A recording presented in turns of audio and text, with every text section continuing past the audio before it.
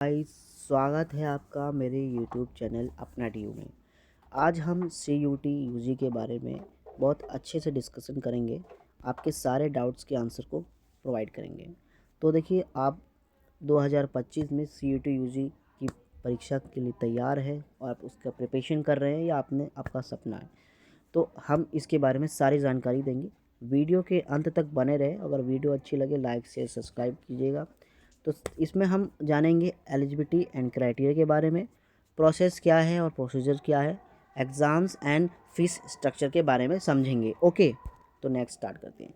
सबसे पहले हम बात करते हैं एलिजिबिलिटी एंड क्राइटेरिया की। तो आप इंडिया में किसी भी स्टेट से हो, किसी भी टेरिटरी से हो, आप इसके लिए एलिजिबल हो। बस शर्तें ये है कि आप 12th पास होनी चाहिए और आपकी एज लिमिट में यहाँ पे कोई रेस्ट्रिक्शंस नहीं है कि 18 प्लस हो या 18 प्लस हो, कोई भी दे सकता है। बस क्राइटेरिया ये है कि वो 12th पास होना चाहिए या फिर अभी वो फॉर्म के लिए अपीयर होगा। जब आप फॉर्म फिल करोगे तो एक ऑप्शंस आएगा 12th अपीयर एग्जामिनेशन, तो वो क्लिक कर दोगे तो आप फॉर्म भर सकते हो। तो इसमें आप क्या कर सकते हो, सब्जेक्ट कौन कौन से फिल करोगे ये आपको, अगर आपने जो 12th में लिए होते हैं वही सब्जेक्ट फिल करने होते हैं बेसिकली। लेकिन अलग अलग यूनिवर्सिटीज़ के अलग अलग रूल्स एंड रिक्वायरमेंट्स होते हैं, उन्हें आप पढ़ सकते हैं। हम दिल्ली यूनिवर्सिटी की बात करेंगे नेक्स्ट वीडियो में, बहुत अच्छे से पूरा एक्सप्लेन करेंगे। उनका जो प्रॉस्पेक्टस आया है 2025 यूजी और पीजी के लिए, वो भी डिस्कस करेंगे। ठीक है, आई होप मुझे आपको पता चल गया होगा कि जो मैंने बताया एलिजिबिलिटी एंड क्राइटेरिया के बारे में। अब नेक्स्ट स्लाइड में हम समझते हैं प्रोसेस एंड प्रोसीजर क्या है। तो सबसे पहले आपको NTA की ऑफिशियल वेबसाइट पे जाना होगा। ओके, अगर NTA वेबसाइट लिखोगे 2025 तो आ जाएगा। उसके बाद आपको रजिस्ट्रेशन करना होगा अपने ईमेल आईडी से और फ़ोन नंबर से। उसके बाद आपको जो पर्सनल और एकेडमिक डिटेल्स, जब फॉर्म फिल करोगे तो आपको अपनी पर्सनल जानकारी देनी होगी, आपका नाम, आपका डेट ऑफ बर्थ, आप कहाँ रहते हैं, और एकेडमिक्स आपके जो जो जो अपने 10th 12th पास किए, कौन से बोर्ड से पास किए, क्या परसेंटेज है, ये सब सारी डिटेल। उसके बाद आपको एक एग्जामिनेशन फ़ी पेमेंट करनी होगी। वो कितनी पेमेंट करनी होगी, कितने किस सब्जेक्ट की कितनी फ़ीस लगेगी, सब मैं आपको बताऊँगा अगले वीडियो। अब देखिए, एग्ज़ाम एंड फीस स्ट्रक्चर के बारे में बात करें तो एग्ज़ाम्स होने वाला है आपका CBD मोड में होगा। ठीक है, यानी कंप्यूटर बेस्ड टेस्ट है।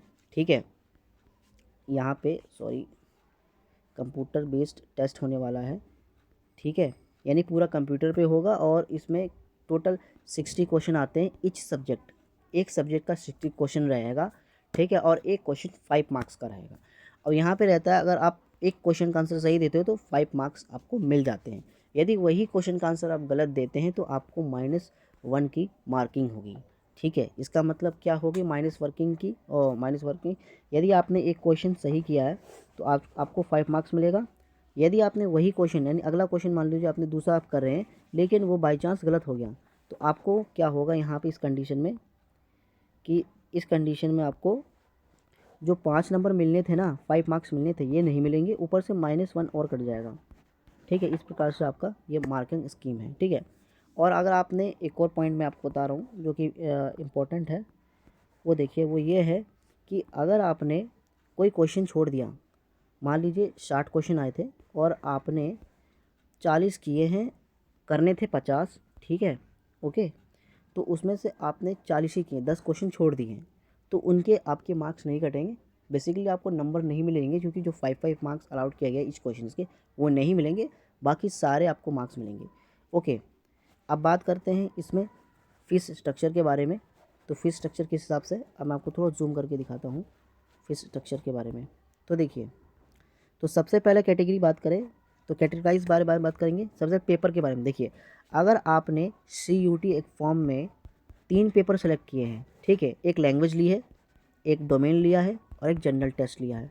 क्योंकि अगर दिल्ली यूनिवर्सिटी कर रहे हैं तो ये फिक्स है, अगर दूसरी यूनिवर्सिटी में जा रहे हैं तो अलग अलग क्राइटेरिया हो सकता है। तो मैं यहाँ ये बता रहा हूँ, अगर आपने इस टाइप से लिया है तो आपकी फ़ीस लगेगी, जो जनरल कैटेगरी है, ठीक है, जो अनरिजर्व्ड है, उनके 703 सब्जेक्ट के, और OBC और EWS कैटेगरी के लिए और NCL के लिए 700 फीस, और यहाँ पे ST और OBC के लिए 650। अगर 7 सब्जेक्ट लेते हैं तो 1500 आपको लगेंगे जनरल कैटेगरी के लिए, और OBC NCL और EWS कैटेगरी के लिए 1400 रुपये, और यहाँ पे ST OBC और PWD के लिए यहाँ पे 1300 रुपये लगेंगे। यदि आप 10 सब्जेक्ट लेते हैं तो आपको जनरल कैटेगरी को 750 1750 रुपये देने पड़ेंगे, और वैसे ही यहाँ पे ओबीसी वालों को 1650 और 1550। तो अलग अलग सब्जेक्ट के लिए आप देख सकते हो, या मैंने आपको स्क्रीनशॉट प्रोवाइड किया है कि इस सब्जेक्ट के लिए इतना है। ठीक है, अब अलग अलग यूनिवर्सिटी में अलग अलग पेपर के थ्रू डिवाइड किए जाते हैं। अब अगले स्लाइड में से बात करते हैं कि एग्ज़ाम स्ट्रक्चर के बारे में क्या होगा, कैसा पेपर होगा, उसके बारे में डिसाइड करते हैं। तो सबसे पहले यहाँ देखिएगा, पूरा पेपर आपका कंप्यूटर पे होने वाला है। CBT यानी कंप्यूटर बेस्ड टेस्ट होगा ये। ठीक है, आपको कंप्यूटर पे करना होगा। आपको एक शीट प्रोवाइड की जाएगी, अगर मैथ्स के क्वेश्चन है, रीजनिंग के क्वेश्चन है, तो सॉल्व करने के लिए आपको शीट भी प्रोवाइड करते हैं। मैंने दिया है तो मुझे पता है। फिर इसमें बात करेंगे, जो सेक्शंस होंगे, 3 सेक्शन रहते हैं। एक लैंग्वेज रहेगा, ठीक है, एक आपका मेन सब्जेक्ट या डोमेन जिसे बोलते हैं, फिर आपका जनरल टेस्ट। लैंग्वेज, सपोज़ कीजिए आपने लैंग्वेज में हिंदी पेपर सेलेक्ट किया है, दूसरा डोमेन स्पेसिफिक है, तीसरा जनरल टेस्ट है। और याद करो, पेपर जो रहेगा आपका एक दिन में तीनों नहीं होने वाला है। अगर आपने 3 पेपर लिए हैं तो 2 दिन में होगा। एक दिन में 2 पेपर भी कर सकते हैं और एक दिन में 1 पेपर भी कर सकते हैं, तो यहाँ पे कन्फ्यूज़न होने की ज़रूरत नहीं है। फिर टाइम अलॉट की बात की जाए तो वेरियस सब्जेक्ट के लिए अलग अलग टाइम अलॉट किए गए हैं। ठीक है, जो पेपर ज़्यादा लेंदी है या न्यूमेरिकल टाइप का है तो उसके लिए थोड़ा सा टाइम अलॉट किया गया है, बाकी तो हम आगे डिस्कस कर लेंगे। अब बात करते हैं doubts and comment. Last video में मेरे एक कमेंट आया था चैनल पे, वीडियो पे, शॉर्ट वीडियो पे, कि भाई अगर हमारा बीकॉम प्रोग्राम के लिए जा रहे हैं और हमारे मार्क्स 650 हैं, ठीक है, तो क्या कोई यूनिवर्सिटी या फिर स्पेसिफिक दिल्ली यूनिवर्सिटी कौन सा मार्क्स कंसिडर करेगी, 650 वाला या फिर 800 वाला? तो हम बात करें इस हिसाब से, देखिए आपने 650 यानी 650 का कॉम्बिनेशन ले रखा है सब्जेक्ट, एक हिंदी लिया है यानी एक लैंग्वेज ली है, एक डोमेन लिया है, एक जनरल टेस्ट लिया है। तो इस सिचुएशंस में आप ये समझेंगे कि आपका कंपैरिजन उन लोगों से होगा ताकि आपके मार्क्स बराबर हो सकें। अब मैं आपको आंसर के थ्रू समझाता हूँ एग्जाम्पल से। देखिए आपका आंसर ये है, अगर आप दिल्ली यूनिवर्सिटी के स्पेसिफिक बात कर रहा हूँ तो वहाँ पे बीकॉम कार्यक्रम के लिए यानी प्रोग्राम के लिए आप जा रहे हैं तो कुल 800 के होते हैं। ये आपके द्वारा पेपर में कुल 650 अंक आप बता रहे हैं कि हम इतना स्कोर बन रहा है, तो ये 800 में समायोजित किया जाएगा। कैसे किया जाएगा इसका अर्थ मैं आपको समझाता हूँ, क्योंकि तभी सभी उम्मीदवारों के स्कोर की तुलना की जाएगी, इसलिए आपका यहाँ पे 800 से कंपैरिजन किया जाएगा और कंबाइन किया जाएगा। उदाहरण के लिए मान लो आप कह रहे हो कि 650 का आपका है, ठीक है, और उसमें से आपको मिले हैं 520 नंबर, ठीक है, तो इसे 800 के पैमाने पर समायोजित करने के लिए निम्नलिखित फॉर्मूले का यूज़ होगा। तो देखिए आप बोले कि मुझे 520 नंबर मिले 650 में से, तो मल्टीप्लाई करेंगे 800, क्योंकि 800 के साथ कंबाइन करना है, तो आपको 640 नंबर मिलेंगे टोटल 800 में से।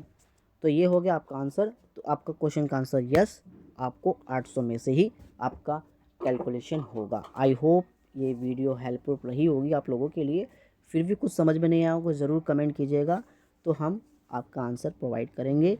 और चैनल को लाइक शेयर सब्सक्राइब करें और इस दोस्तों को ज़रूर शेयर करें, क्योंकि बहुत हेल्पफुल वीडियोज़ हैं।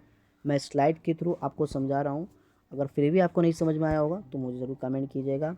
नेक्स्ट वीडियोज़ में हम और भी इन्फॉर्मेशन लेकर आएंगे जो सही होगी और आपके लिए हेल्पफुल रहेगी। धन्यवाद।